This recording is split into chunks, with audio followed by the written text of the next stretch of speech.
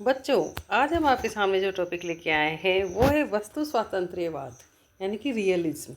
ये UGC net शिक्षा शास्त्र का टॉपिक है और दर्शन के अंतर्गत आता है। तो वस्तु स्वातंत्र्यवाद की हम विवेचना यहाँ पर हम करेंगे। ठीक है।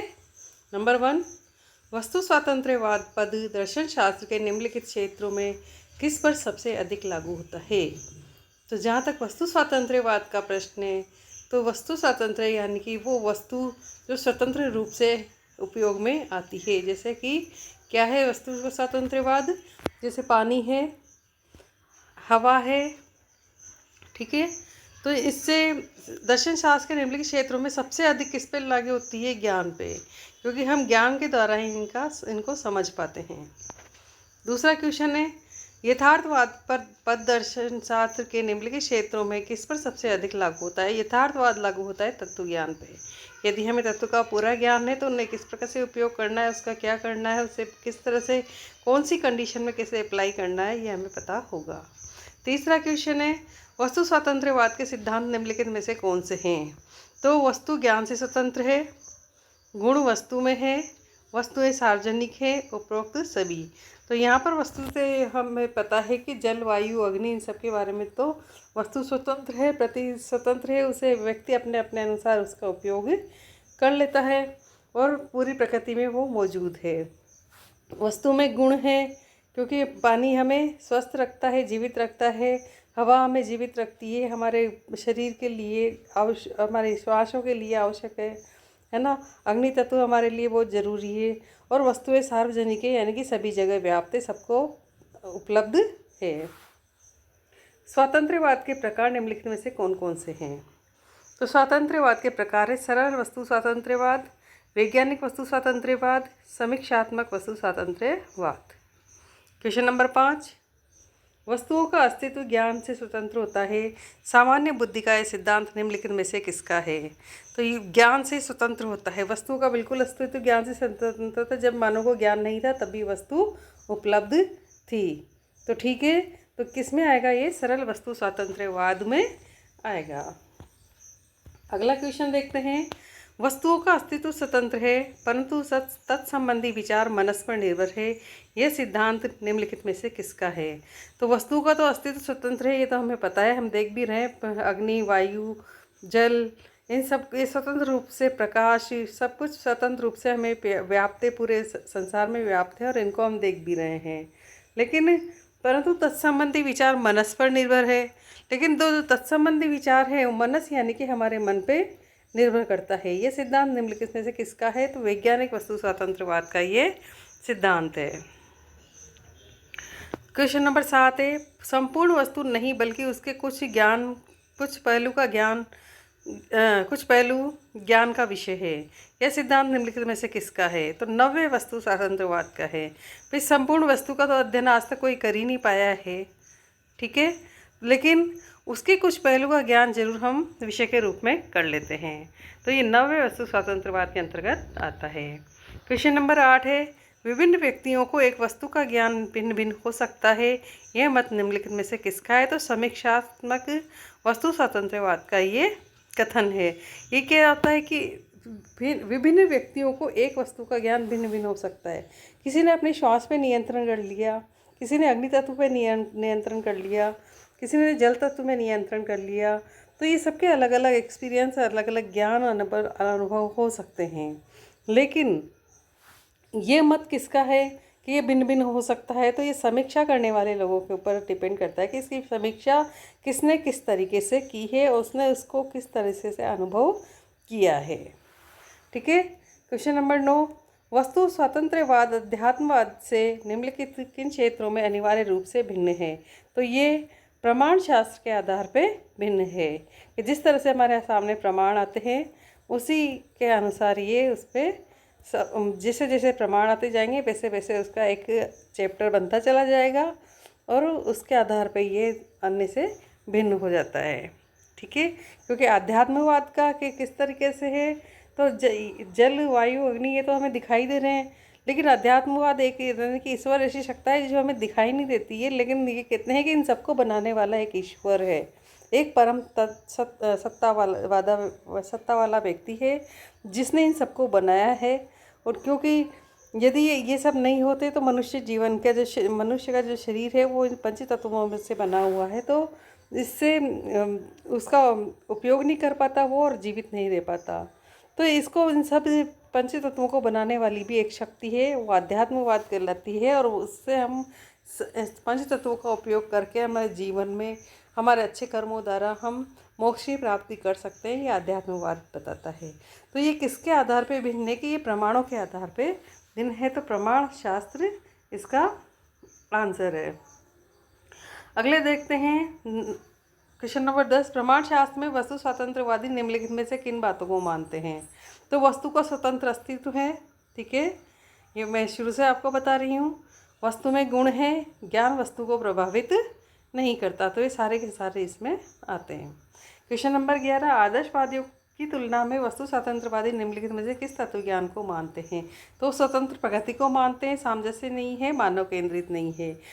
अग्नि को मानव बांध नहीं सकता, वायु को मानव बांध नहीं सकता, ठीक है, जल को मानव बांध के नहीं रख सकता कि ये ऊपर बादल से ये बारिश होएगी तो पूरे संसार में जहाँ जहाँ बारिश होएगी वहाँ वहाँ वो पानी अवश्य गिरेगा ही सही, इसको मनुष्य रोक नहीं सकता। तो ये क्या है, इसकी स्वतंत्र प्रकृति है ना, ठीक है, मानव के केंद्रित नहीं है।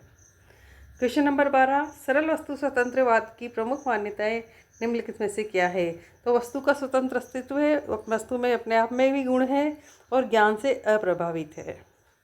क्वेश्चन नंबर 13, सरल वस्तु स्वतंत्रवाद में निम्नलिखित में से क्या कठिनाइयाँ हैं? तो उसमें अनुभव किया जा सकता है कि किस प्रकार से हमने इसका अनुभव किया है। इसकी भूल की व्याख्या नहीं की जा सकती और विपर्यय की व्याख्या भी नहीं हो सकती।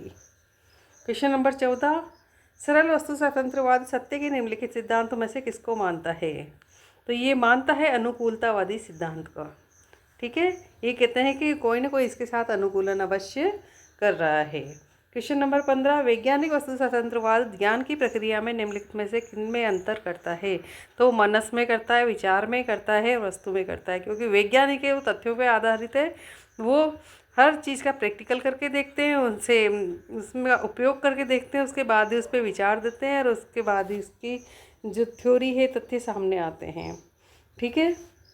तो वैज्ञानिक वस्तु स्वतंत्रवाद ज्ञान की प्रक्रिया में किन में अंतर करता है? वो मनस पे भी करता है, विचार पे भी करेगा और वस्तु पे भी करेगा।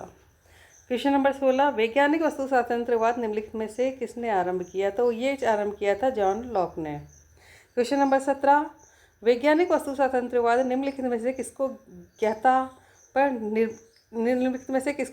निर्भर नहीं मानता? तो वो है वस्तु का अस्तित्व, प्राथमिक गुण और सरल विचार सभी के आधार पर ज्ञाता पर निर्भर नहीं मानता। क्वेश्चन नंबर 18 है, लोक के वैज्ञानिक वस्तु स्वतंत्रवाद के विरुद्ध प्रमुख तर्क निम्नलिखित में से कौन से हैं? तो वो है जगत के दो भाग हैं, सत्य का असंतोषजनक सिद्धांत है और वस्तु अयथार्थ है ना। उपरोक्त सभी बातें इसमें हैं। निम्नलिखित में से कौन से विचारक नवे वस्तु स्वतंत्रवादी कहलाते हैं? तो वो है बर्ट्रैंड रसल, ईवी रॉल्ट और जी.ई. मूर। तीनों ही ऐसे हैं जो वस्तु स्वतंत्रवादी नवे वस्तु स्वतंत्रवादी कहलाते हैं।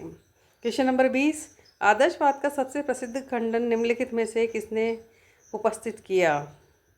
तो वो था जी.ई. मूर। क्वेश्चन नंबर 21, नव्य वस्तु स्वतंत्रवादी निम्नलिखित में से किन सिद्धांतों को मानते हैं? तो वो वस्तुएं स्वतंत्र है, ये भी मानते हैं, वस्तुएं सार्वजनिक है और वस्तुएं पृथक है। क्योंकि वस्तु स्वतंत्र है ये हम सब जानते हैं, अग्नि तत्व है, वायु तत्व है, ठीक है, और जल तत्व है। जितने भी ये तत्व है वो स्वतंत्र रूप से प्रकृति में व्याप्त है। सार्वजनिक है यानी कि सभी स्थानों पर उपलब्ध है और सबके लिए उपलब्ध है। और वस्तुएं पृथक है क्योंकि जल अलग चीज़ है, वायु अलग चीज़ है और अग्नि अलग चीज़ है ना, और आकाश अलग है। लेकिन ये पृथक भी है और सार्वजनिक भी है, स्वतंत्र रूप से व्याप्त है। तो उपरोक्त सभी आएगा। क्वेश्चन नंबर 22, नव्य वस्तु स्वतंत्रवाद पर निम्नलिखित में से कौन से आक्षेप लागू होते हैं? तो वो होते हैं विज्ञान की सहायता नहीं की जरूरत नहीं पड़ती, इसमें विपर्यय की व्याख्या नहीं हो सकती और चेतना की गलत व्याख्या तो हो ही नहीं सकती, ठीक है। तो उपरोक्त सभी इसका आंसर आएगा। क्वेश्चन नंबर 23, समीक्षात्मक वस्तु स्वतंत्रवाद के सिद्धांत निम्नलिखित में से कौन से हैं? तो डोरेंड्रेक, जॉर्ज सैंटाना, ओवरऑल लफ्जे और उपरोक्त सभी, यानी कि सभी ऐसे हैं जो समीक्षात्मक वस्तु स्वतंत्रवाद के सिद्धांत को मानते हैं।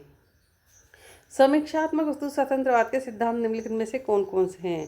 तो ज्ञाता ज्ञेय और ज्ञान में अंतर, वस्तुएं सार्वजनिक नहीं है, प्रत्यक्ष ज्ञान प्रत्यक्ष और परोक्ष दोनों हैं, तो इसमें सारी बातें ही आएगी, क्योंकि समीक्षा करके देखते हैं तो हम उसको देखते हैं कि सत्य पर आधारित है कि नहीं है, उसके तथ्य सिद्धांत जो निकलता है, उसकी संकल्पना निकलती है, तो सारी बात पे ध्यान देते हुए हम इसको समझने का प्रयास करते हैं समीक्षात्मक वस्तु स्वतंत्रवाद को। तो ज्ञाता ज्ञेय और ज्ञान में अंतर होना आवश्यक है, और वस्तुएं सार्वजनिक नहीं है समीक्षात्मक के वस्तु स्वतंत्रवाद के अंदर, ठीक है। तो और ज्ञान प्रत्यक्ष और परोक्ष दोनों रूप से होता है। ये किसके अंतर्गत? समीक्षात्मक वस्तु स्वतंत्रवाद के सिद्धांत में। क्वेश्चन नंबर 25, समीक्षात्मक वस्तु स्वतंत्रवाद पर निम्नलिखित में से कौन से तर्क लागू होते हैं? भूल की निश्चित कसौटी नहीं, प्रतिनिधित्ववाद, परस्पर मतभेद, उपरोक्त सभी। तो इसका है प्रतिनिधित्ववाद। रिफ्यूटेशन ऑफ आइडियलिज्म नामक लेख निम्नलिखित में से किसका है? तो ये देखते हैं, ये है जी.ई. मूर का। मूर ने अपने सिद्धांतों में निम्नलिखित में से किसका विरोध किया? तो उन्होंने ब्रिटिश अनुभववाद का किया, निरपेक्षवाद का किया और परस्परवाद का किया। तो ये सारे ही इसमें आएंगे। मूर ने आदर्शवाद का खंडन निम्नलिखित में से किसके खंडन के आधार पर किया? तो सत्ता दृष्टता है कि यानी कि सत्ता दिखाई देती है। इसका मूर ने आदर्शवाद का खंडन निम्नलिखित में से किसके खंडन के आधार पर किया? तो सत्ता दृष्टता के आधार पर किया था। क्वेश्चन नंबर 29, मूर के अनुसार सत्ता दृष्टता है, इस कथन में निम्नलिखित में से कौन से अर्थ हैं? तो वो है पूर्ण तादात्म्य, आंशिक तादात्म्य, उद्देश्य के विधेय का अनुमान, उपरोक्त सभी। क्वेश्चन नंबर 30, शिक्षा शास्त्री बेकन किस वर्ग में आता है? तो शिक्षा शास्त्री बेकन आता है यथार्थवादी वर्ग में आता है। शिक्षा का यथार्थवादी लक्ष्य क्या है? तो आनंदमय और संकल्पित जीवन। जब वैज्ञानिक ने आविष्कार करना शुरू किया था, सत्य और तथ्य तक पहुंचना शुरू किया था, यथार्थ भौतिकवाद तक पहुंचना शुरू किया था, उस समय उसके मन में ये बिल्कुल भावनाएं नहीं थी कि मैं मनुष्य को नुकसान पहुंचाऊंगा या प्रकृति के साथ छेड़खानी करूंगा। लेकिन तो उस समय उसका उद्देश्य था कि मनुष्य की सामान्य ज़रूरत पूरी हो जाए और संकल्पित होकर जीवन जिए, है ना। वो यथार्थवादी जीवन था, ठीक है, न कि उसका दुरुपयोग करने का था। यथार्थवादी शिक्षा किस पर केंद्रित है? तो वो है विद्यार्थियों पर, ठीक है। मुझे उम्मीद है आपको समझ में आ गया होगा। अगले वीडियो में फिर आपको नए टॉपिक के साथ आएंगे। तब तक के लिए हमारे चैनल को लाइक शेयर सब्सक्राइब करें। धन्यवाद।